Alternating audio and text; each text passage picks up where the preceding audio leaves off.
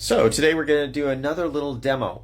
The reason why the scientific community feels that geological disposal of fission products and things of that nature belong in salt is because of the properties of salt. If you look at some of the salt that came from the waste isolation pilot plant, if you look at the size of the crystals, you see there are lots of different sizes of those crystals.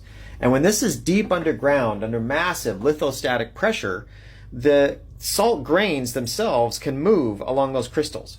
The grain boundaries, they'll slide along those grain boundaries, and it's called elastoplastic. So those grain boundaries that you see in there for all of those crystals, each individual crystal can slide on that plane very slowly so that it's actually kind of elastic. So under massive lithostatic pressure, like a balloon underwater, the salt will just cocoon the waste if you put waste in there.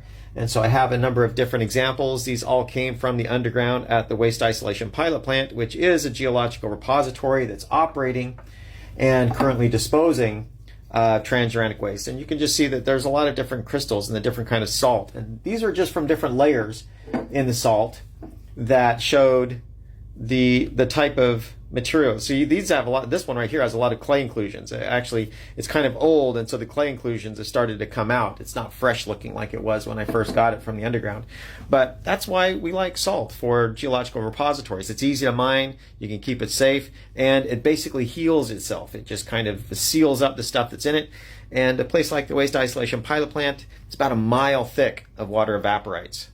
So we're talking about a half a mile of sodium chloride, another half a mile of calcium sulfates and other water evaporites in there. Cross-sectional area comparable to many western states and bigger than some. It's huge, and so it's just considered a very safe, stable place to put the waste so that it can just decay back into dirt. So hope you like the demo.